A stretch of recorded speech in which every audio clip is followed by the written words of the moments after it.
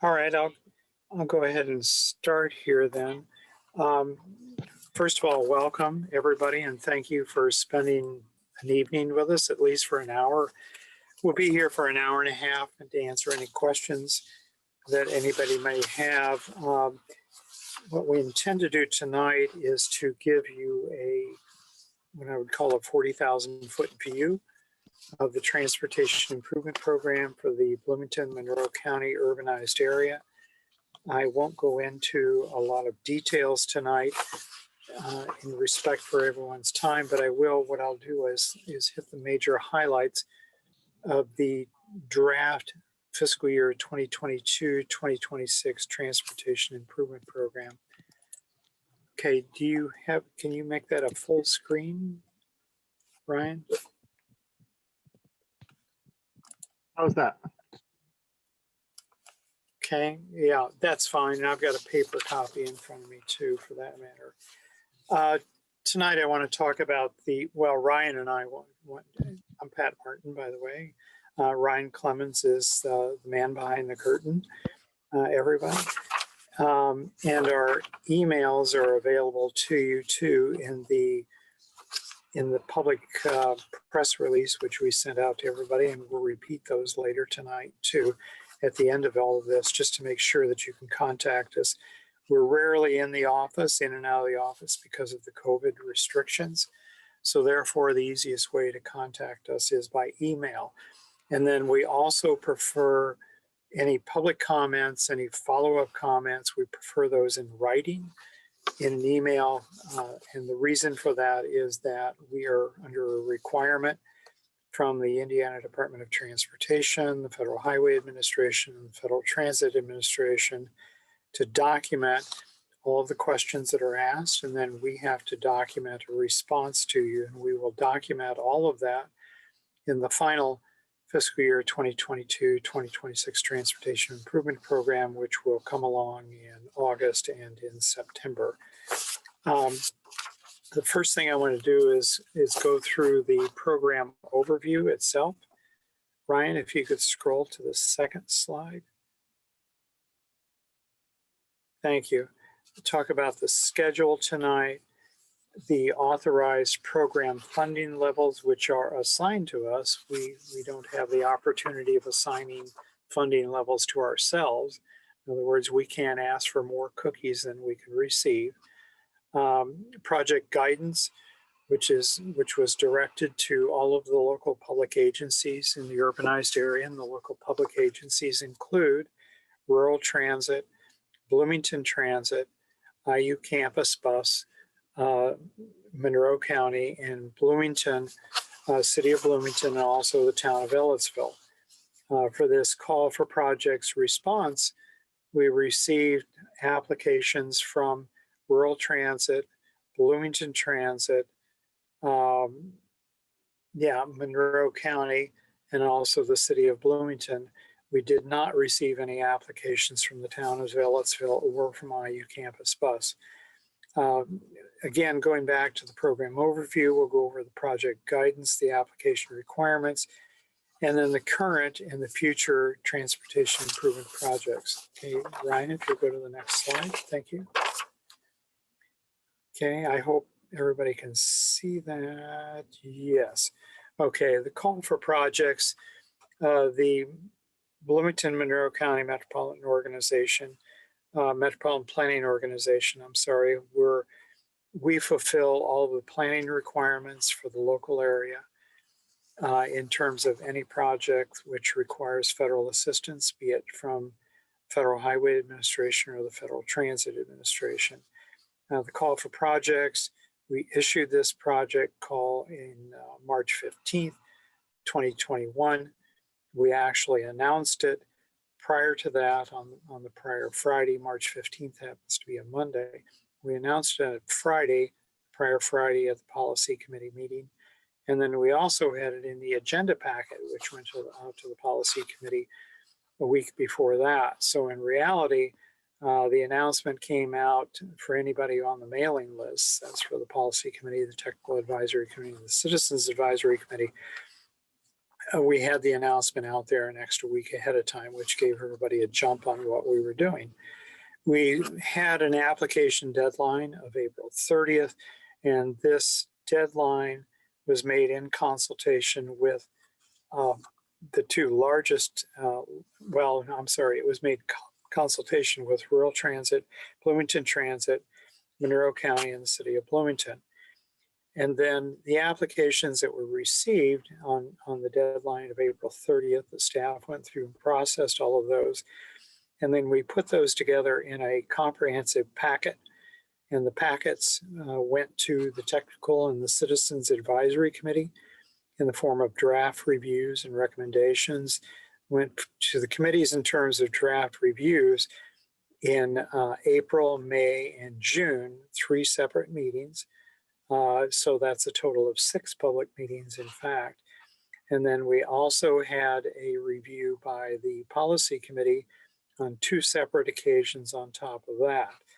So everyone has had a chance to see all of the applications that were submitted, and also the funding requests that were submitted, and also for the programs and the program years that were requested or submitted. The Policy Committee completed a draft approval of the draft Transportation Improvement Program on July 9th. And if you look at your watch, you see that's recent, and yes, that gave us a tight timeline. We anticipate submitting the draft Transportation Improvement Program. Well, we actually had the advertisement out there. We ran the legal advertisement on July 12th and July 13th, twice in the Bloomington Herald Times. And then the public comment period began shortly after that. We have a 30-day public comment period, and that public comment period currently ends on August 13th. We then have Technical and Citizens Advisory Committee final reviews and recommendations. This will come on August 25th after the public comment period, after we document all of the public comments, and also after we document what I would call comment reviews by the Indiana Department of Transportation, Federal Highway Administration, the Federal Transit Administration. And the current schedule calls for the Policy Committee to approve the new Transportation Improvement Program at its meeting on September 10th. We hope it happens on September 10th. And then the submission of the final approved Transportation Improvement Program to the Department of Transportation for certification and approval by Federal Highway and Federal Transit Administration will occur sometime after September 13th. And then we hope to have a formal letter sometime in October of 2021. And then the local public agencies can begin their initial project spending sometime after November 1st of this calendar year. Okay, if you'll go to the next slide then, Brian.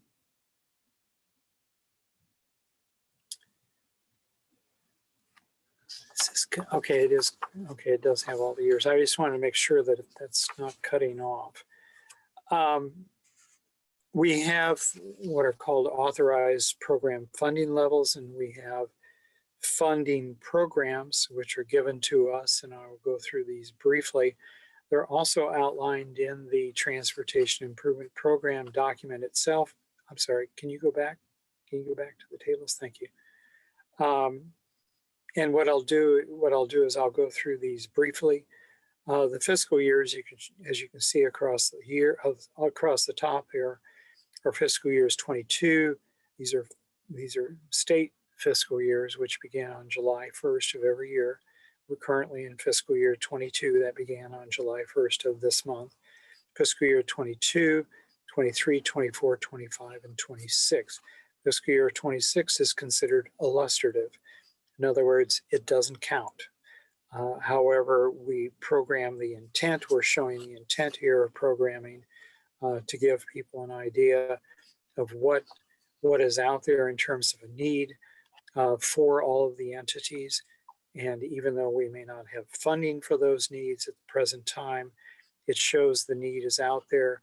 And when sufficient funds become available, then those needs would move forward. In the far left-hand column here, we have the different funding categories here. STP stands for Surface Transportation Program. This is the primary program for funding all of our highway improvements. I would call it highway and multimodal pathway type improvements combined in the urban area. HSIP stands for the Highway Safety Improvement Program. And you can see those are decent levels, they're modest levels. Those are intended to be low-cost systemic type of improvements. TAP stands for Transportation Alternatives Program. It should really say TA, Transportation Alternatives. Transportation Alternatives involves what I would call pure bicycle and pedestrian type facilities, in other words, non-motorized type of activities. And you see those are a flat line of 169,513 for every one of those years. And then we have what are called, these are brand new funds this year, Section 164 money of $110,460 all the way across. These are what are called penalty monies because the state of Indiana doesn't meet the requirements of the Federal Highway Administration in terms of drunken driving. It's not as stringent as what it is on the national level, so therefore the state of Indiana is penalized by Federal Highway. They take away some of the money from the Surface Transportation Program and other programs, and then they put it into this category.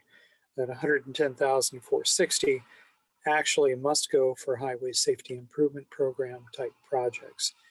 And then we have another line down here called CARES. This is coronavirus funding, which came about, I think it was in February of this year or perhaps March of this year. This is only a one-time shot for us. They gave it to us and gave us the option of spending that money in fiscal year 22 or in fiscal year 23. And one entity requested the money for fiscal year 23. So therefore that shows up in fiscal year 23. Now, if you look down at the very bottom there, we've got the totals highlighted.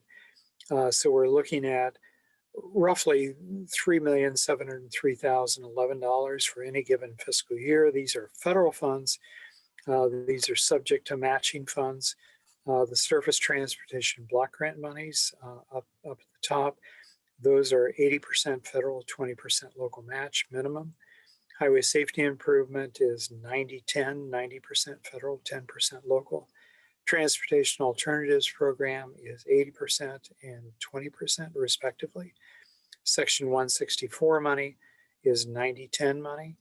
The CARES money can be used as however we wish to use it. I believe that's being used as a Highway Safety Improvement Program type project, so therefore that would be in 90-10. So again, $3.7 million roughly in any given year, and this is based on current legislation. The current legislation is on a continuing resolution.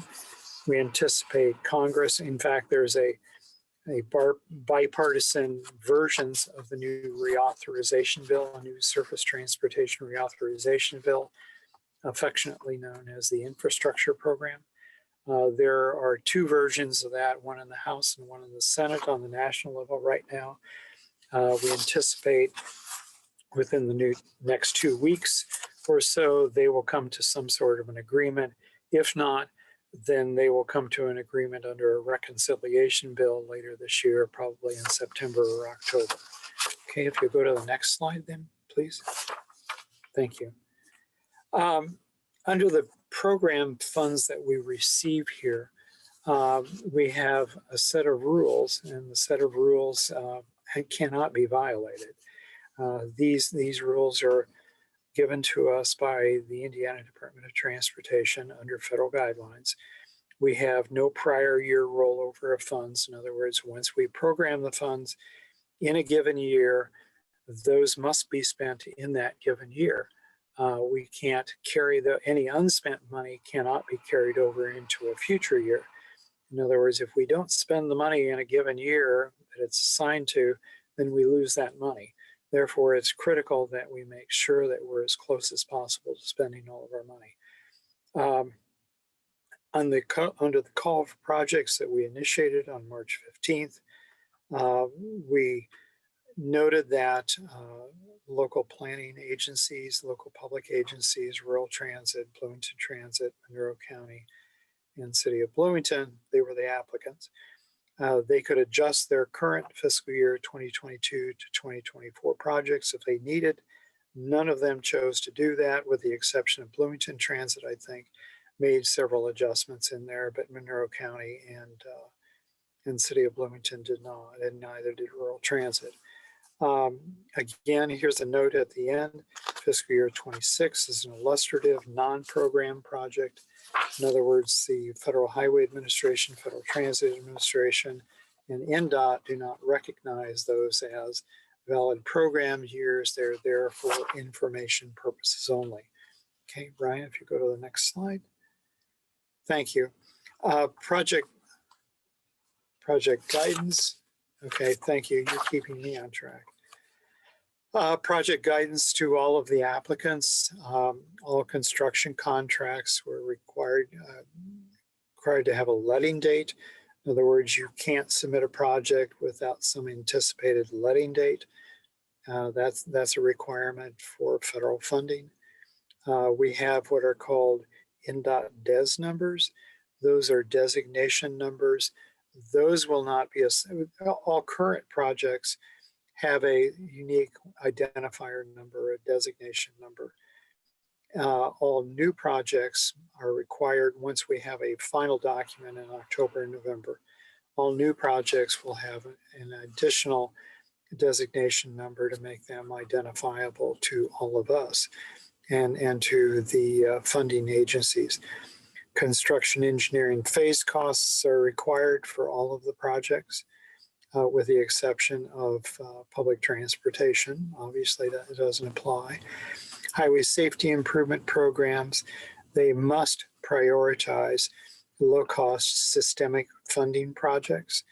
This is a must. This isn't us saying this. This is Federal Highway saying this, and also the Indiana Department of Transportation. In other words, we're looking for low-cost improvements that will improve safety, and those low-cost improvements should be in the range of $430,795. Transportation alternatives projects, these are what I would call multimodal or non-motorized transportation alternatives, require a separate additional application, and we received all of those. And then we have a public comment period and public meeting. This is our requirement. And then all of the applicants will also be required to go through a public comment period and public meeting for all of their projects when they get to various phases of their projects, of their project development. Okay, if you can go to the next slide, then thank you. Okay, project application requirements. We required that all of the applicants complete what was called a fiscal year 22 to 26 transportation improvement program project request form. Again, all projects, these are what I would call the traditional highway roadway type projects, transportation alternative projects, highway safety improvement projects, and all transit projects. Highway safety improvement applications, highway safety improvement program applications, I'm sorry. Again, this is emphasizing the low-cost systemic improvements for prioritization ranking. We're required to rank those projects for the Indiana Department of Transportation if we have competing projects, and in this case, we do not have competing projects in the from fiscal year 22 to 25. We do not, but there are 25 different project types that are there, and this helps the Indiana Department of Transportation also to prioritize projects. There's also a category here under this funding category. There's a category here for spot or intersection improvement prioritization and ranking. And then transportation alternatives applications must have supporting documentation We received all of those supporting documentations from all of the applicants. And then the final item required, and this is required by the Metropolitan Planning Organization itself, complete streets evaluation scoring for eligible new projects. Transit projects are exempt from this, but this does apply to, and transportation alternative projects are exempt from this, but this applies primarily to all roadway type projects, roadway highway type projects, and also to all highway safety improvement projects. And those ranks are shown in the Transportation Improvement Program document, which is online. Okay, Ryan, if you go to the next slide, please. Okay, and now what I'll do is I'll go through, highlight here, what I would call the current and the future projects. These are the applications that came in to us after the April 30th deadline. And I'll go through with public transportation first, and then I'll go through with the other entities after that. For current projects, Bloomington Transit requested the purchase of 9 35-foot replacement battery electric buses, and that's a big number. Bloomington Transit currently has 2 electric buses that have been fully delivered. These are battery electric, no gasoline, no diesel, no nothing like that at all, just pure electric, no hybrid either. They currently have 2 in the inventory, and those will go out onto service at any time. We have another 4. Bloomington Transit has another 4, which has already been requested. Those have been ordered. Those were ordered, I believe, 2 months ago. And then in addition to that, there are another 9 that are projected for purchase between fiscal year 22 to 26.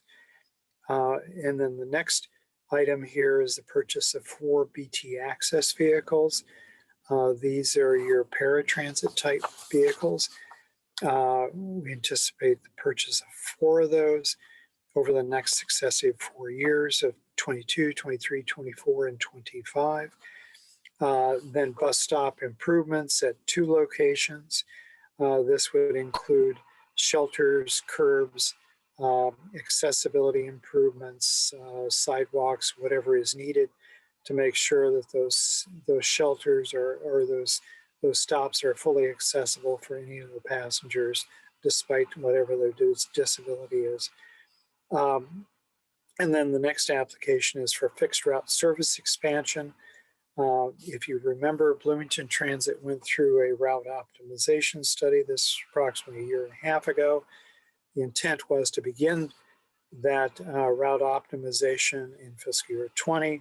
Obviously, the COVID-19 pandemic put that back. Bloomington Transit is still eyeing a fixed route service expansion that's currently in abeyance until an optimal time at their discretion. But the fixed route service expansion would require electric vehicle charging stations and charging station installations. As you can see, we're going strictly toward electric vehicles. And then also there's a request in here for the purchase of and rebuild of major vehicle components such as transmissions and engines. And then operational assistance for fixed and paratransit service. And future projects, which would be out here, future projects here would be in fiscal year 26. It would be 1 additional replacement battery electric bus, 1 additional BT access vehicle, and then 1 additional bus stop accessibility improvement at 1 location. Okay, if you go to the next slide then, please. Okay, and rural transit being predominantly a rural operation over multiple counties, their request came in for just standard Federal Transit Administration operating assistance, and then also for operating assistance from the Indiana Department of Transportation through the Public Transportation, PMTF, Public Mass Transportation Fund. And you can see they're requested for every years 22, 20, whoops, there's an error. 22, 23, 24, and 25. No matter how you proof these, you always come out with an error. Okay, the next one, Ryan, thank you. Okay, we'll go into a lot of detail here. These are for the, I don't know if that'll fit all on one slide. We may have to scroll here, we'll do that. These are the current projects. There's an extensive set of current projects programmed, and the investments anticipated for all of these projects is quite substantial. It's somewhere in the vicinity of $22 million. First is the Bicentennial Trail Project. This is along Old State Road 37 to the north. This project is on the border of the urbanized area. The project is anticipated going to construction later this year. And then the next project is the what I would call the multi-year bridge safety inspection and inventory. This is always a multi-year, three-year program that keeps all of the county bridges, four-year program, I'm sorry. It keeps all of the bridges safe in the inventory of Monroe County. Monroe County is responsible for all bridge structures in the county. Next, even though this project has gone to construction, I've identified the Curry Pike, Woodyard Road, and Smith Pike roundabouts. This is a double roundabout, affectionately known as a double dog bone type of project. This is a $3 million project. It just went to a contract letting or a construction contract letting this spring. Utility relocation will be underway for approximately a year, and we anticipate the construction to begin the next calendar year and also the next fiscal year. We're showing this mainly to make sure that people know that it's out there because it is a $3 million plus project. The next project is Fullerton Pike Phase 3. This project is in design right now. It's also going through the environmental phase. The environmental phase should be completed sometime this calendar year. And once the environmental phase is completed, then they can begin the land acquisition appraisal phase. The next one after that is the Fullerton Pike Phase 3 bridge. This is a substantial bridge structure itself. I can't remember the span on this one, but it's several hundred feet. And this is all, well, Fullerton Pike Phase 3 is on a new terrain route. And this connects to existing Fullerton Pike and also to Interstate 69. Fullerton Pike Phase 3 bridge is that missing link that's in there on that new terrain route. And then the next one after that is Industrial Drive Extension, Vernal Pike Connector Road. This goes from Vernal Pike down to Gates Drive, I believe it is. Yeah, Gates Drive. But this is the name that's given to the project. Part of that was cut off with the Interstate 69 project, so therefore this recreates that access from Vernal Pike down to the mall area, the Gates Drive area. And then we have the Cars Farm Greenway Connector Trail. This goes from Cars Farm, the Cars Farm Park, extending to what I call West 2nd Street or Bloomfield Road. This connects, this is a missing link also, between a county trail and a city trail. And this will close that connectivity and make it a seamless multimodal pathway between the city and the county park there. And then Cars Farm is also, Greenway is also doing an extension northward up to Ellettsville. That doesn't show up on this list simply because that's a 100% funded with state funds instead, and also with 100% local funds. So eventually you'll be able to go from Ellettsville to Cars Farm to the city of Bloomington and vice versa. Pedestrian rapid flashing beacons at trail crossings. These are trail crossings within the urban area. This is a small project. I believe it's only something like $59,000, $60,000, somewhere in that vicinity. This is a highway safety improvement type project. And also, I'm sorry, transportation alternatives project is what this is. That will be going in the next couple of years. And the next project is Rockford Road Bridge 308. And this is down at near the bottom of the urbanized area, the southern edge of the urbanized area. This bridge would be replaced, and also the approaches would be replaced because currently it's on a skew. The bridge crosses the stream on a skew. And the idea here is to make the bridge cross the stream at a right angle, and therefore that would require some brand new roadway realignment, and also that'll require land acquisition. And then the final project here on the current projects from Monroe County is the Vernal Pike New Road Bridge connection. This is a bridge over the top of the CSX Railroad, which goes through the county, bisects the county and bisects the city. And future projects, the one future project that's out there right now, and again, this is an illustrative project because it hasn't been funded and it doesn't have funding available at the current time. The application was for Old State Road 37 and Dillman Road.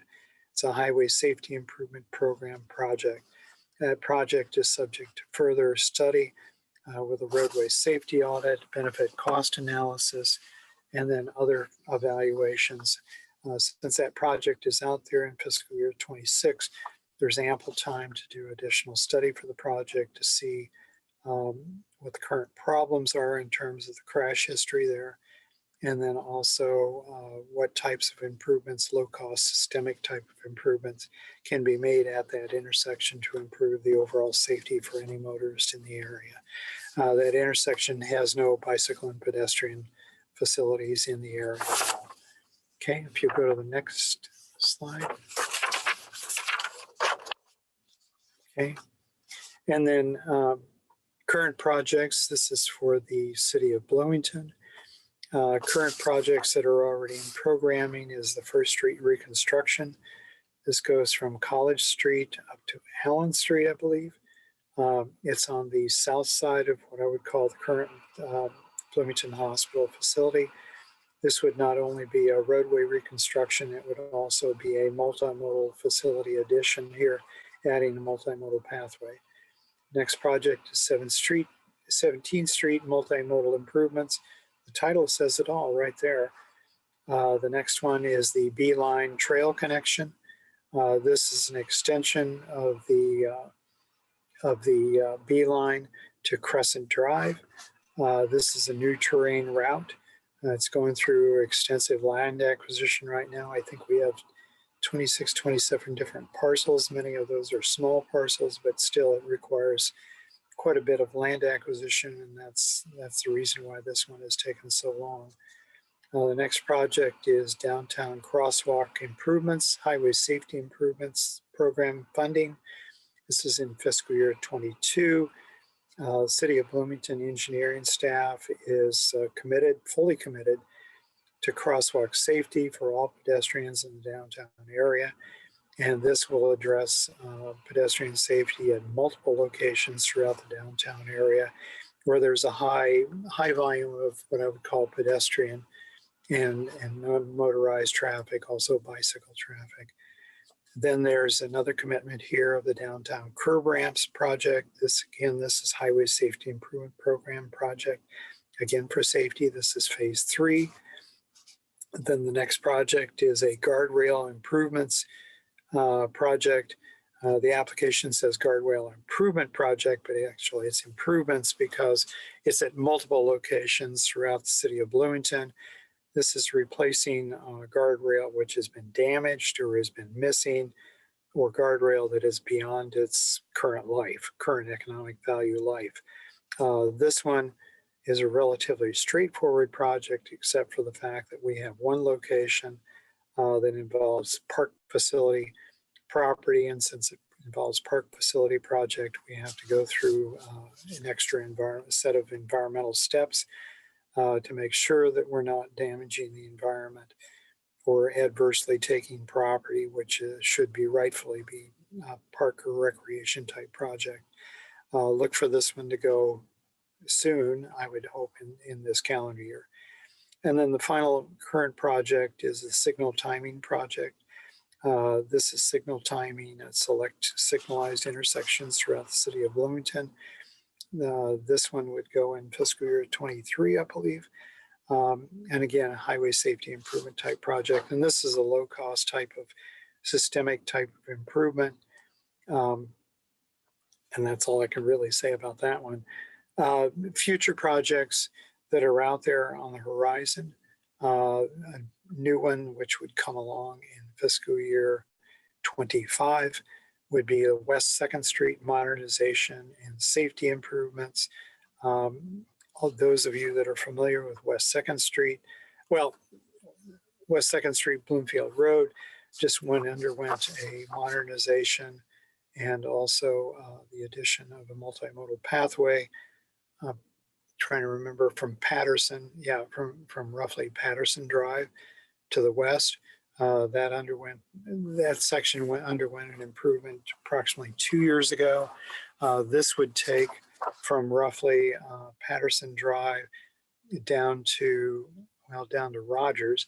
And obviously this is a setup for redevelopment of the current Bloomington Hospital site for when that site is abandoned and then redeveloped or repurposed. This project would come along and ensure that we have, or the city of Bloomington has, a reconstruction project on the south side of that site and then also on the north side of that site. The next future project is downtown crosswalk improvements, highway safety improvement program. Again, fiscal year 25, this is a new project. And then downtown curb ramps, another highway safety improvement program project. As you can see, phase 4, that kind of gives you, again, an emphasis of how the engineering department views the safety of pedestrians in the downtown area. Excuse me. And then the final project is a brand new project, which would come along in fiscal year 26. This is an illustrative project. There's no programming available for the project at the current time. However, it would be a high street intersection modernization and multi-use pathway. This would begin where the current construction for the Jackson Creek Trail on the south end, the Jackson Creek Trail currently ends. This project would pick that up and it would go north up to the intersection with 3rd Street. And then it would modernize 3rd Street where there's currently an offset in that intersection, if you're familiar with that location. And there's no design on any of this. This is an application and it's still under further study. And that's all I've got for now in terms of a presentation. And I'll be happy to answer any questions anybody has out there. Anybody, please. Well, it won't be any surprise that I'm going to address the flooding issue. And this, of course, is worldwide. And do I have any answers? Absolutely not, but I certainly have questions. I'm done. Okay. We spoke about this prior to the tape being turned on. I mean, the flooding issue is obviously related to climate change. And where this is documented, we documented this in the 2045 Metropolitan Transportation Plan last year, where we examined the trends. The climate change trends are absolutely clear in terms of scientific documentation. And then the prediction that we have in there, also from Indiana University and from Purdue University, is that storm events will become more intense, more rapid, and more frequent. and this is at least to the year 2045 and beyond.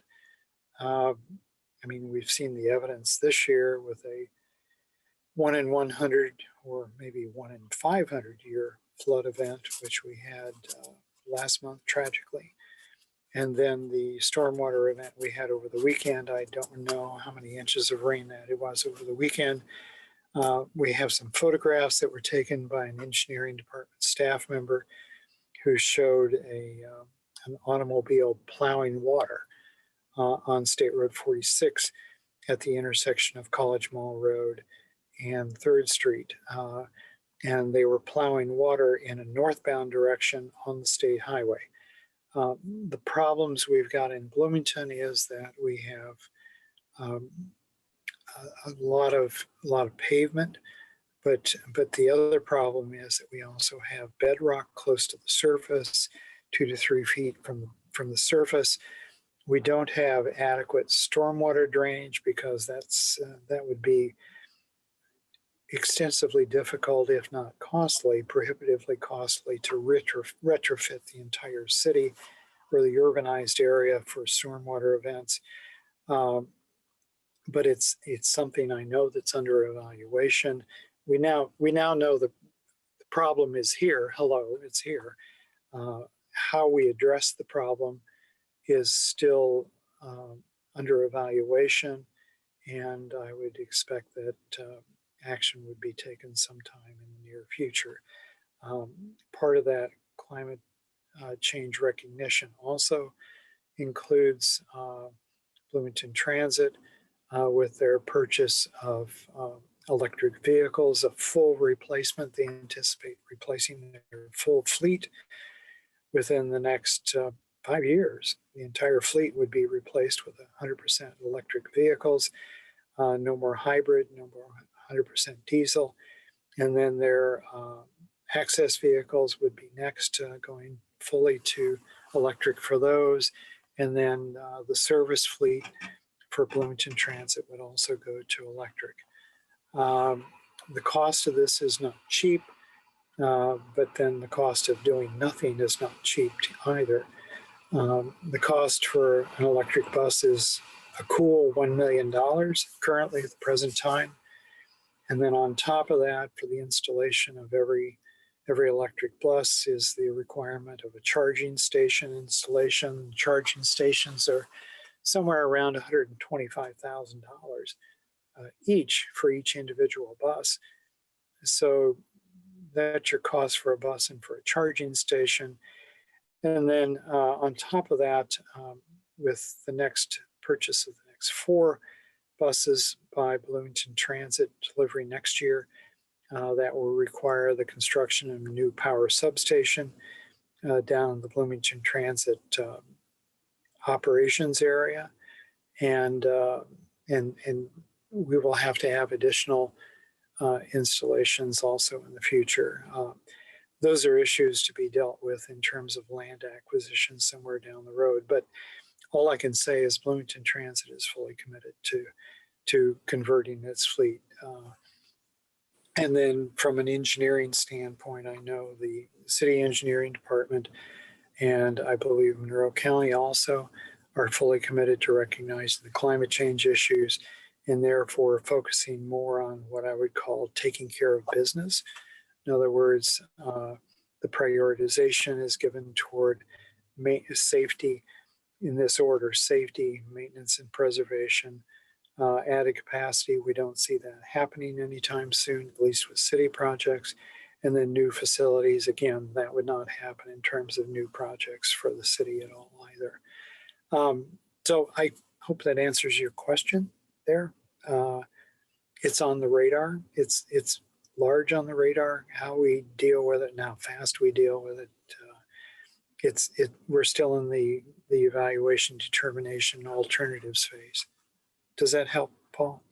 The questions that I've been hearing from people, it's like they expected our ancestors to anticipate this. And, the only thing we've been able to do, like the Big Dig, was work with, past experience. How much rain went or, how much stormwater went through what became the Big Dig in the past. So the Big Dig was designed to handle that. Well, we have annoyed Mother Nature and she is annoying us back. And like I said, I have no answers. I have questions, and I'm sure you don't have the answers either. Well, we don't have the answers. I mean, we have documentation, which is in the 2045 Metropolitan Transportation Plan. By the way, that's on our website. And we have a full appendix talking about air quality and climate change assessments. The Department of Transportation, Federal Highway Administration, Federal Transit Administration did not recognize climate change until January 20th of this year. We had that chapter in there anyway, in recognition of facts that were out there. And now there is a prioritization on the federal level. I can't speak for the state level, but on the federal level, there's a prioritization for climate change. And in fact, there will be two priorities coming out of the new infrastructure legislation from the Senate and the House. The priorities will be safety, climate change, social justice. I mean, those will be the top three. Safety obviously will be number one, but social justice will probably be number two, and then climate change will be number three. In other words, we anticipate that all of our projects, which will be programmed under the new funding bill, whenever that's enacted later this fiscal year, we anticipate all of those will have to have some sort of a component that addresses climate change. There. But we have some successes. We have, as I expressed to you before, the bioswale through the Catalent property, and the daylighting of the west branch of Clear Creek through the Switchyard Park. These work. They worked. Let's do more of that. Well, in the current, the recently updated Unified Development Ordinance, UDO, and all of our zoning requirements also specify native plantings, bioswales. I mean, the city of Bloomington was probably 10 years ahead of time, if not 20 years ahead of time, in recognizing the issue, the issues that would be associated with climate change. So we're there. It's just a matter of what do we do and how fast we do it for transportation improvement program projects. But our ancestors set us up for failure by, crowding the creeks. The RCA filled in the creek for surface parking for automobiles. The bioswale opened that back up. The Monon Railroad, it had the west branch of Clear Creek in culverts for, obvious reasons for their times, but now we have opened that back up. Let's look around town and find other places we can do the same sort of things, and it'll be money very well spent. Well, and I also anticipate a new conversion of asphalt to porous asphalt and concrete to porous concrete also, which, I mean, that's something I've got experience in doing in another community where we did that for trailhead facilities. We converted several trailhead facility parking elements into porous pavements, and therefore we had natural drainage to that. And we will have like the Kmart parking lot that we can look at that as it's busted up so that it's not all of that water rushing down at the same time. Yeah. Projects like that can have detention ponds and catch basins. I don't even know the proper names for some of these things, but we can address them. Yeah. Did you have any other questions besides climate change? That's quite enough, isn't it? Okay. Well, I want to give everybody else an opportunity to ask questions or to speak here too. Okay. Is there anybody else out there?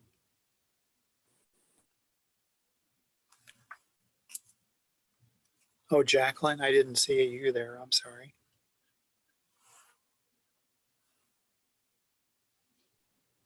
I don't have any questions, but interested in the presentation. Thanks. Okay, sure, absolutely.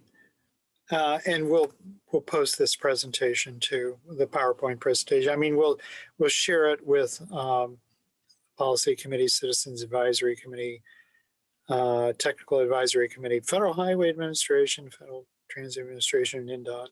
Everything will be shared with everybody. And then we'll post it on our website too with the Transportation Improvement Program page.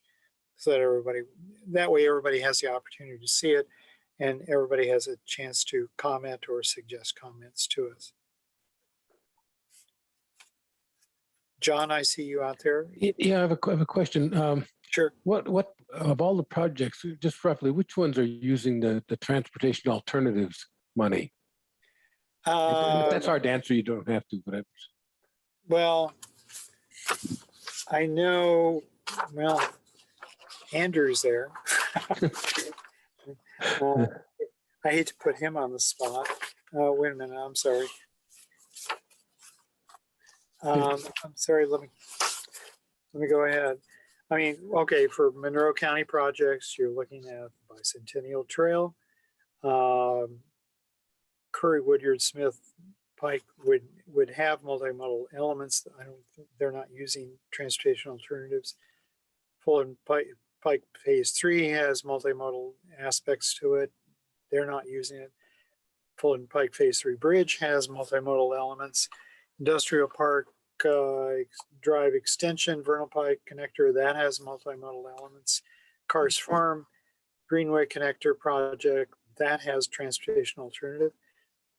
Pedestrian rapid flashing beacons at trail crossings, that has transportation alternatives. I can't speak for the Rockport Road Bridge because obviously. Vernal Pike Bridge Connection would have multimodal elements to it. And then the City of Bloomington project, First Street reconstruction will have multimodal. 17th Street, it says multimodal in it, so that means it'll have it. Beeline Trail Connection, obviously TA.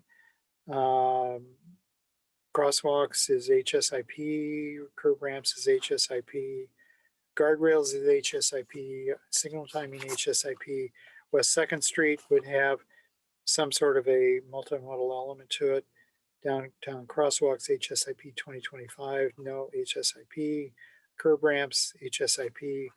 And then the High Street project would have multimodal elements with TA money in it too. That's the list. And that's quite a list. I mean, yeah, you can go down the list here and check on virtually everything. Does that help you? yeah, it does. I was just actually wondering if there are any of them that were primarily funded with TA money, and it doesn't look like that then. Yeah, there are a couple that are. I mean, Cars Farm. Oh, okay. Well, here, let me go through the list. Sorry, I don't have these memorized. Bicentennial Trail, obviously. Bicentennial Trail, 100%. Cars Farm Connector Trail, 100%. Pedestrian rapid flashing beacons, 100%. And then City of Bloomington's projects, this is where I'm less certain because there's a mix in here. I mean, they tend to mix money. In other words, they're adding an extra component to the primary project. First Street would have TA money in it. 17th Street obviously would have TA money in it. Beeline Connection would have TA money in it. West 2nd Street would have TA money in it. And then the High Street intersection modernization and multi-use pathway would have TA money in it too. Those are all of them that I know of. And then I'm subject to correction here by Andrew, who's listening in if he wants to. Thanks, Pat. Sure, absolutely.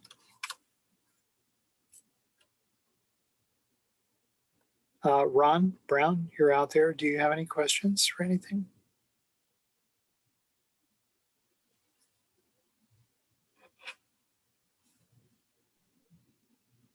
Okay, Ron. Greg Alexander, are you still out there? No Greg? questions. I have no questions.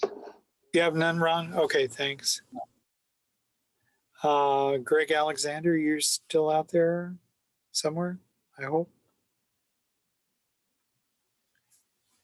And then I had Mark McCluskey. I had you out there. I don't know if you're still there or not. I don't see you on the screen.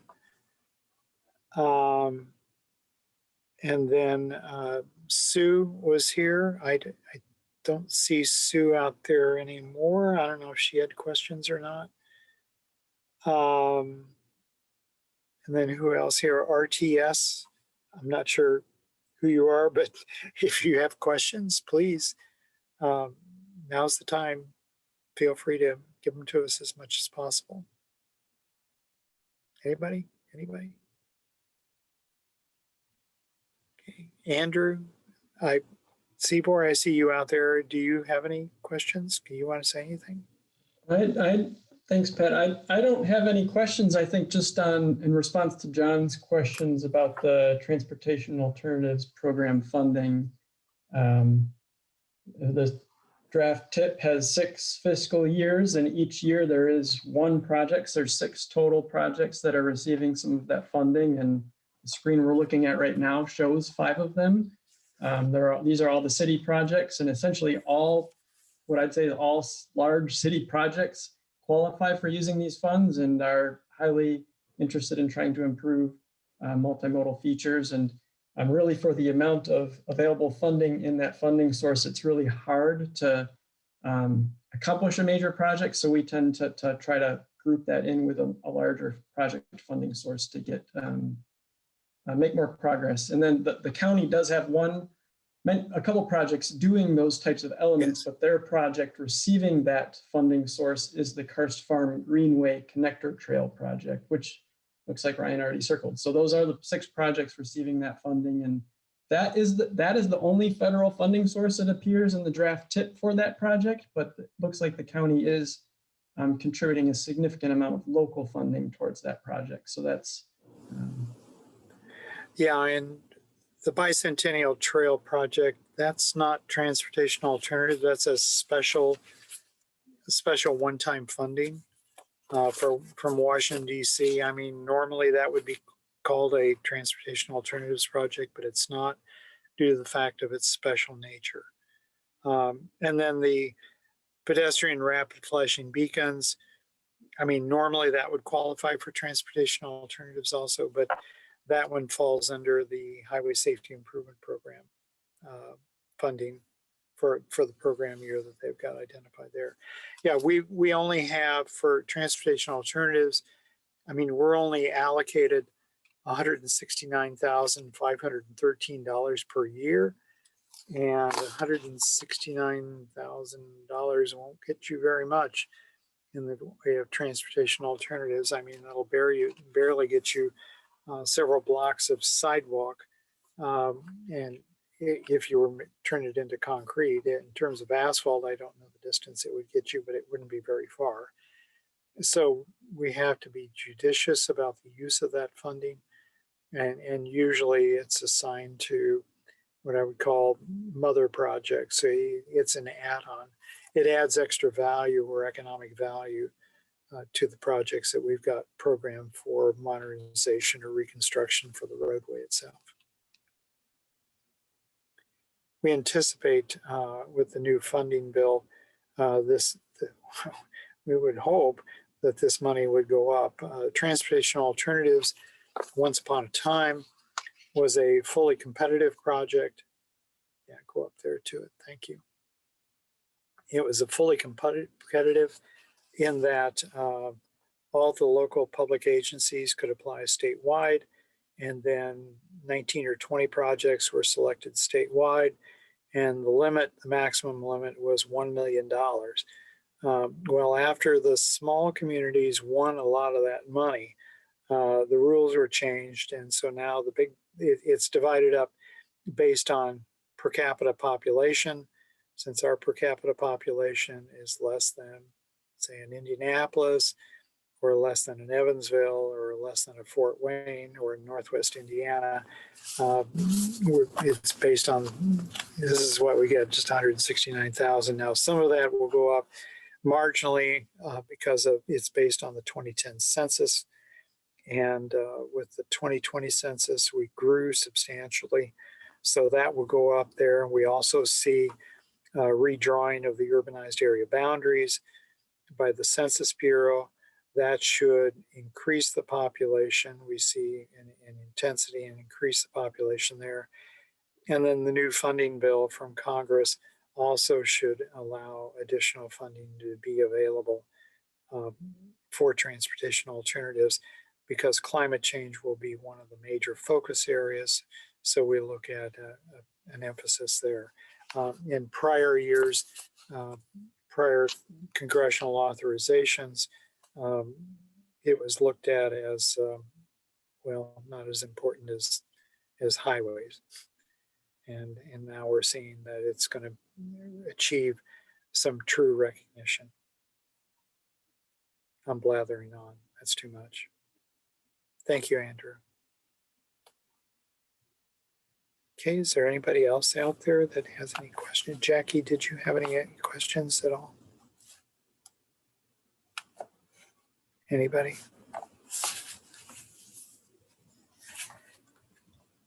Okay, if there are no further questions, let me give you my email.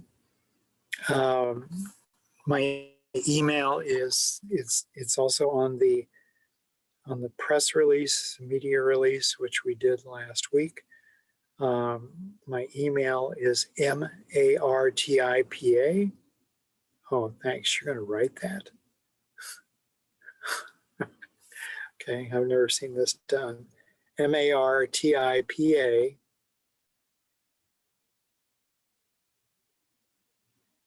at Bloomington, this one will fool him up, at bloomington.in.gov. And then, Ryan, you want to write your email here? We ask that you contact us by email. Again, this is so we can document in writing all of your comments for the Indiana Department of Transportation, Federal Highway Administration, and the Federal Transit Administration. We will take calls, but we need to address all of these comments and show the respective funding partners that we did indeed have a meeting and we were addressing all of the comments that are out there. Okay, questions? If not, it's 8:05. We were going to go to 8:30. We can end early here at this point if there are no other objections. Please feel free to contact Ryan or myself. We're here to answer questions. We attempted tonight to give you what I would call the high-level view. I call it the 40,000-foot view of all of the projects that are out there. The technical documentation itself is shown in the Transportation Improvement Program, the draft Transportation Improvement Program, which is published on our website page. The draft Transportation Improvement Program, I believe, is 104 pages right now. We will be adding perhaps another 20 to 30 pages on that, but the pages that we're adding are a requirement that we document all costs for projects. In other words, not just the federal costs for the projects, but for the 100% local costs that we develop behind the curtain for all of our projects. And that's all we'll have to add right there.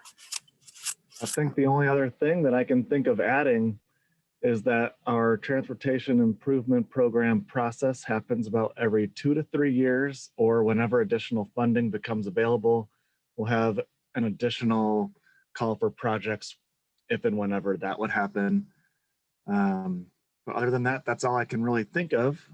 Yeah, we've been in recent years, we've been on a 2-year program, advancing every 2 years, with the possibility of significant funding coming down from Congress this fall. it is possible that we could do another call for projects this fall or next spring. I'm not saying it will happen. I'm saying it's possible. We're looking at a 33% increase across the board for funding. There's also movement from one side, I believe it's on the House side of the US Congress, of turning some of these projects into, the new money would be 100% money. In other words, the 80-20 money that's out there now that would be supplemented with 100% money, and the 100% money would be in each one of these programming categories of surface transportation, highway safety, transportation alternatives, and that's it. Yeah. So there's a commitment out there, a major commitment out there to do infrastructure investment. How it plays out, stay tuned. We just don't know at this point in time. So please feel free to contact us at your earliest convenience, and we'll be able to get you answers for everything. And if you have questions beyond the Transportation Improvement Program also, please feel free to call us on that. If you have problem areas, kudos, we don't take kudos, but we do take problem area calls. Okay. If there are no further questions, then we'll close this current time. Thank you. Ryan, on behalf of Ryan and I, we truly appreciate everybody being here tonight. Yes, thank you very much. Okay, thanks. Okay.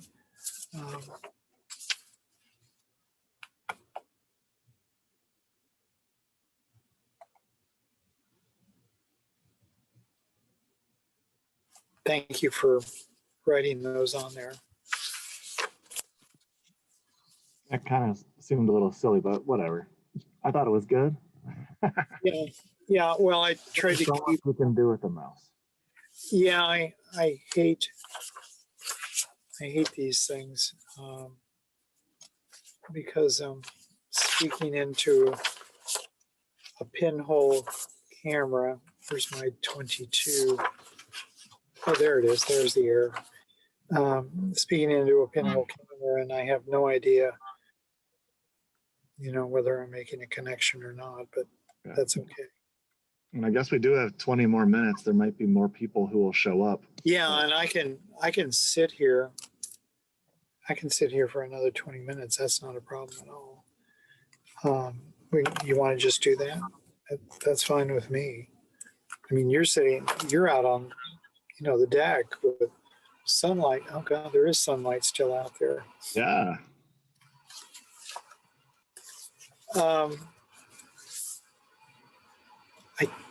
I got all the projects because I went through the TIP applications and I tried to make sure that they were in the appropriate year, as in current projects versus future projects. Monroe County was easy because they only had one future project. Bloomington was a little more difficult. BT was exceedingly difficult. Yes, I'm sure. I'm trying to figure that out, and I was stuck in neutral gear there for 25, 35 minutes just with Bloomington Transit alone. So that's why I was almost late to the There's a lot to be said about what Bloomington Transit's doing. Oh my God. Yeah. I mean, adding hopefully 10 electric buses. I mean, this is, it's going to be incredible. Well, and then the current transportation improvement program. Oh, and I don't have the NDOT projects in here. I didn't have time to add all of the NDOT projects in.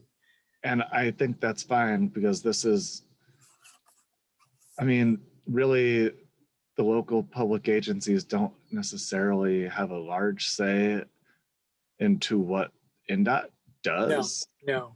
And so this was a local public agency TIP presentation, which is what we're presenting on. I mean, Okay.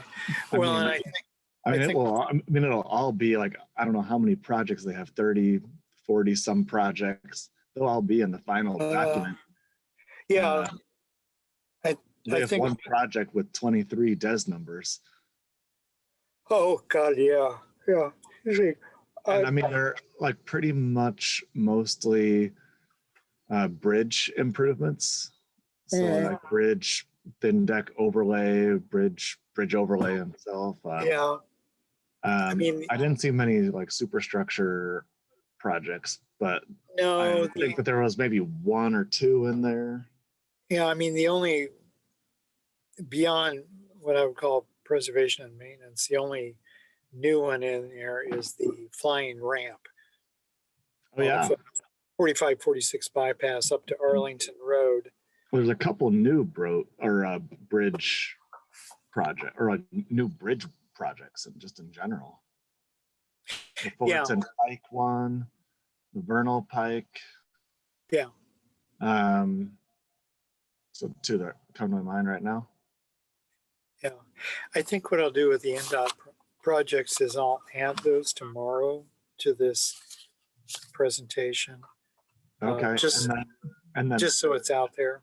And then we'll post this PowerPoint presentation, or the PDF version of it is fine, obviously, which is what I ended up using.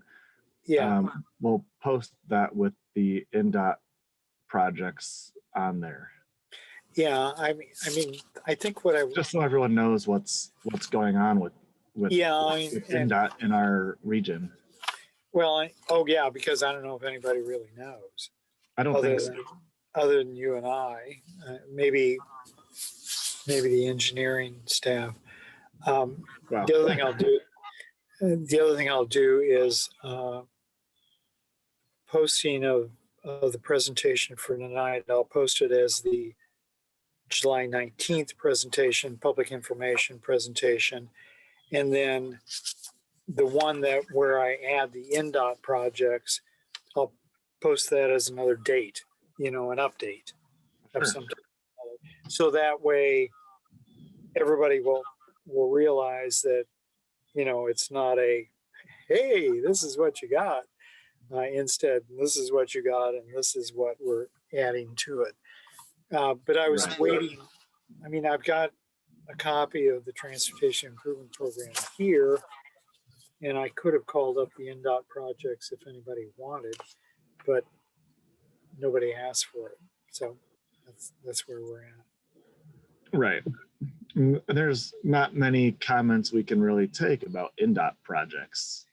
No, I mean, I can take comments. We could always let people know about the NDOT for You website where they can have comments, that's submitted by themselves or by us. Yeah, and that's precisely what I would do if I exactly. If I can't answer it, and if it's a complaint orientation, then automatic NDOT for You. Right. I mean, I'm not about to start answering questions about problem locations or sections or intersections or anything like that. Right. I mean, there's only so much we can really answer, even though like we may know stuff about certain intersections or roadways. We don't necessarily know where their priorities lie on spending their money on roadways within our region. And their priorities shift based upon the availability of funding. Right, from region to region, maybe even too. Yeah, it does. I mean, it's a $1.5 billion program. Yeah. So projects are changing in and out. I mean, as or like even in our districts. I mean, like if we have like a bridge project with just in the Seymour district, we'll have to put it in our tip, even if no bridge is getting attention to in our MPO area. Correct. Yeah, it's district wide. So district wide could be, 20 counties. Or on-call safety. Yeah. Consultants who are an on-call pavement management consultants or an on-call bridge inspection consultants. Yeah, I mean, all of that appears on there. Right. But yeah, I mean, they Or have the helpers program. Yeah, or the way stations. You know, the way station, even the way in motion stations. I don't think we have any of those in our region though. We had a couple of years ago. Not anymore. They've been taken out since the new I-69. Well, they've installed them as way in motion. In other words, you're driving along and it weighs them. Are there signs indicating that it's a way in motion I don't think so. area? There are And several. And like, wouldn't they have to have signage for that? You know, I don't because know. we wouldn't want a vehicle that is overweight to drive on a roadway. I mean, if you go to, I mean, NDOT has their, if you go to the NDOT's website, they have the way in motion stations, which are, they have them on a map, GIS. And Right. I Well, want I've to seen say, that, but I didn't think we had any in our area. yeah, we do. You know, there's In one our north IPA, we do. on Interstate 69 North. Oh, but it might be outside of our planning area. I don't know if it's outside of our planning area or not. I really don't. I mean, it's within Monroe County, but I just don't know. It's out of our jurisdiction. I'll say that. Yeah, maybe that's why. and- Yeah, and I don't know if this shows up on the MS2 software or not. Not As a with what layer. I'm working with on MS2. Okay. I know I've seen it. I'll say that. Yeah, I've seen it. It is on NDOT's website, Okay. but I haven't seen a map for that for our area or like in our I'll, planning area. I'll find it tomorrow. If we do have it, I think that would be helpful. Maybe Yeah. I mean, maybe even starting our freight committees, Oh yeah. or at least some of that information might be helpful. Yeah, I'm anxious to start outlining that in the near future. Yeah. But then we've got to get through this tip phase, adding the extra chapter about what is it, section, yeah, estimated total project cost 23 CFR 450. Which will be really interesting. Oh my God, what a nightmare. Well, I mean, it'll you be and- that, but it'll be it'll be interesting in showing the public, and I mean, not only for the ourselves, real but cost of a project. what the real cost of a project is. Yeah, And I think that would be really interesting. Yeah, it'll show that federal funding accounts for maybe 40% of a total project cost, maybe. I mean, even if a project has an NDOT DES number, it is still only a portion of the project's overall cost. Yeah. And I think maybe that's what they're interested in as well. Because I think NDOT is wondering what amount or what percentage of funding like they are giving to each project, perhaps. Well, they know, but they've probably never looked at it in an aggregate. I don't know if they do know really. Well, they would know. It's just a matter of hitting the total button. But no, the LPA doesn't necessarily need to show it, or didn't in the past need to. Oh, the show LPAs don't, but NDOT. the overall NDOT would know. bill NDOT has was. the capability of knowing. And the LPAs would probably know too, but each project being in its own silo, that's Yeah. probably where they don't know what I would call the big picture Right. of where we at as a jurisdiction. Scott had the question last week about the total program, the current program of 2020 to 2024. Okay. And I had to look it up.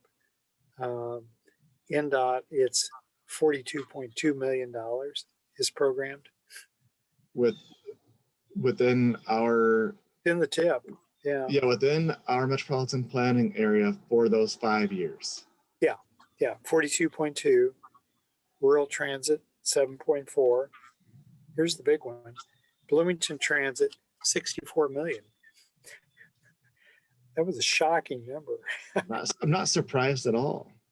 I mean, City they of had Bloomington. so many projects last time. I mean, not to mention their own, facility.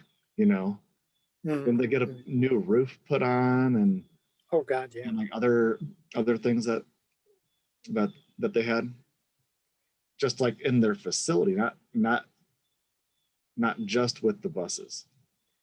Monroe County was 34.7 million Okay. because you've got all of those big ticket projects. Fullerton Pike, Vernal Pike, Fullerton Pike, massive. massive bridge on Fullerton Pike, yeah. And massive bridge on Vernal Pike. Yeah, that was a last tip, or current tip. Monroe County was 34.7 million, and City of Bloomington was a measly 21.2 million. Yeah. And the total amount for everybody was 169.5 million. That's I didn't know the number. interesting. I didn't know the number because that's not one of those things that we ever look at. I mean, we do the number. Yeah, we don't do. look at that. No, we look at the numbers in individual silos by jurisdiction. We never look at it as a total project, total program at all. Right. So, when he asked that question and I looked up these answers, it's like, oh my God, this is pretty big. Yeah, I mean, it is making a difference in our area for sure. Yeah. And I can't wait to see, obviously, project that's near and dear to me is the Cars Farm project, the Greenway project. I can't wait to see that.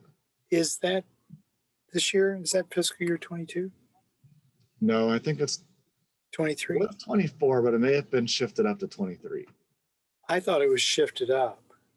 The other one, phase 2B, which is not in our tip, but is using federal funding through, I think, like Next Level Trails, I think. Actually, that's 100% state of Indiana money.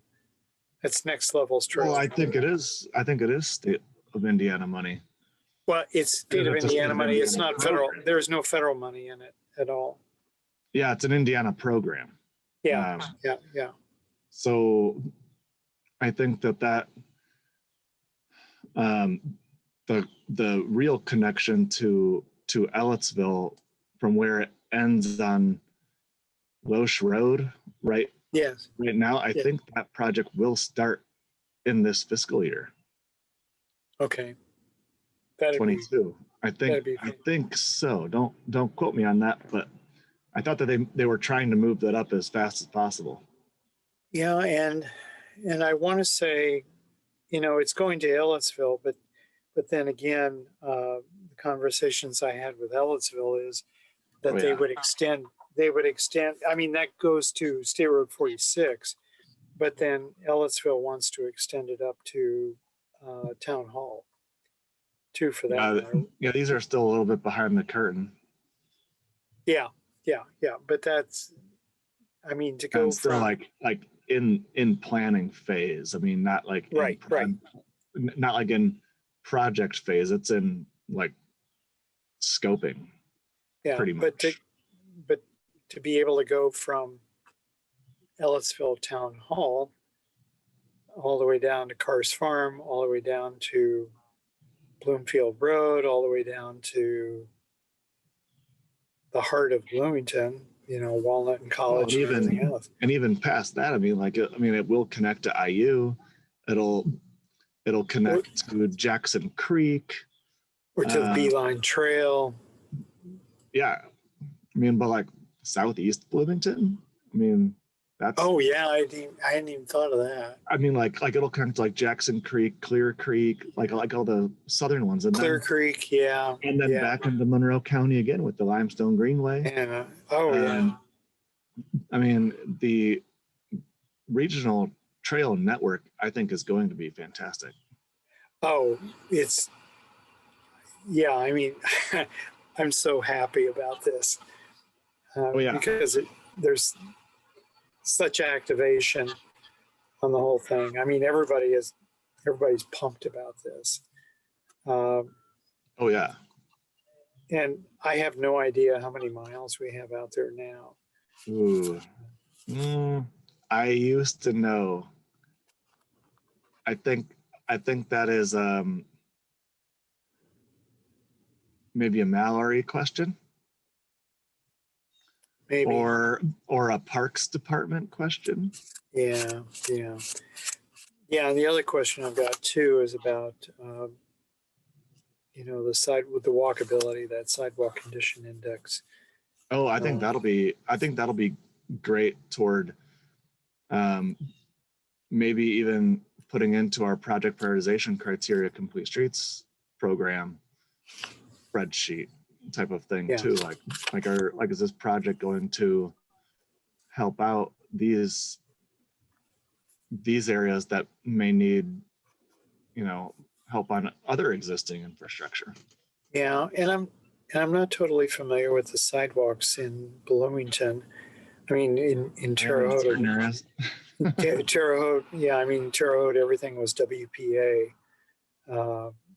type project, and they were all done in the 1930s.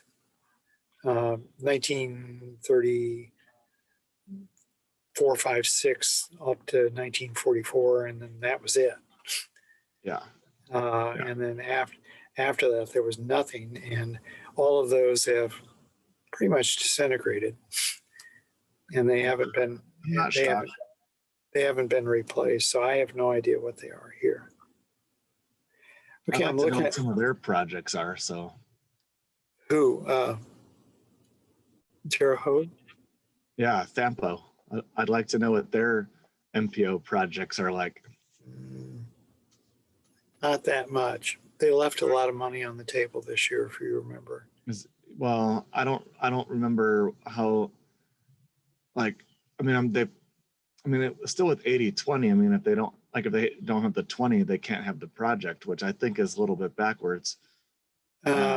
Because then that's how our communities here, say like in Bloomington or Indianapolis or whatever, like that's how we would get, what do you call them? 3 or 2 funding. Yeah. Okay, I'm looking at the clock here. It's 8:29. One more minute, and then we'll close it down. Yeah, thank you, Katz, for presenting for us. Thank you. Thank God. Thank you so much. I really appreciate it. Yeah. And I guess we made it to 8:30, so we'll shut it down now. But I mean, if there's any questions by anybody, obviously. Yeah, and in the documentation for the final tip, also I will put in the Katz video link, the URL for that video link also. It'll be fantastic. That way everybody has a chance to look at it. All right. Well, thanks, Pat. Okay. I rocked the presentation, and I think we got a talking into a pinhole camera. Yeah. Okay. All right. All right. Thanks for proofing. Okay. See you later. Of course. Have a good rest of the evening.